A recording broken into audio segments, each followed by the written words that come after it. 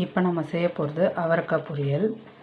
தோல் நார் எடுத்துட்டு கழுவி அரிஞ்சு வச்சுருக்கேன். இஞ்சி, பூண்டு, வெங்காயம், தக்காளி இதை மிக்சியில் போட்டு அரைச்சி எடுத்து வச்சுக்கலாம். வெங்காயம், தக்காளி, இஞ்சி, பூண்டு எல்லாத்தையும் மிக்சியில் போட்டு ஒரு ஓட்டு போட்டு அரைச்சி எடுத்துக்கலாம். மொத்தத்தையும் போட்டு சேனலை லைக் பண்ணுங்கள், சப்ஸ்கிரைப் பண்ணுங்கள். கடாய் வச்சாச்சு, எண்ணெய் காஞ்சிச்சு, கடுகு போட்டுக்கலாம்.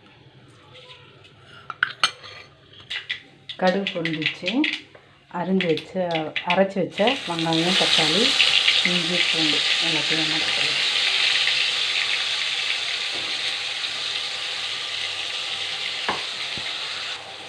கறிவேப்பிலையும் போட்டுக்கலாம்.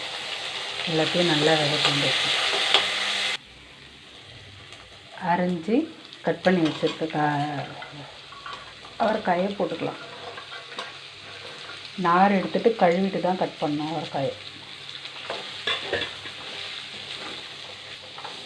நல்லா வதக்கணும். வதக்கிட்டு தான் மிளகாத்தூள், உப்பு போட்டு கொதிக்கணும்.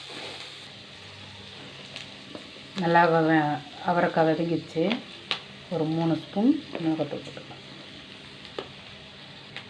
தேவையான அளவு உப்பு போட்டு தண்ணி ஊற்றிடலாம்.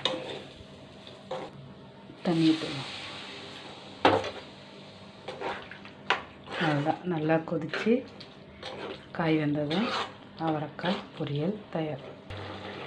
காய் வெந்துச்சு, தண்ணி மட்டும் சுண்டிட்டோம். சுண்டதுக்கப்புறம் அவரைக்காய் பொரியல் தயார்.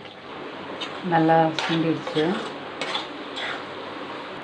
இன்னும் நல்லா கொஞ்சம் சுண்டணும்.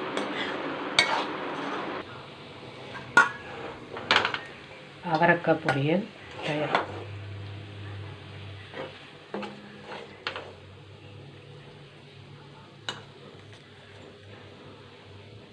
சேனலை லைக் பண்ணுங்கள், சப்ஸ்கிரைப் பண்ணுங்கள்.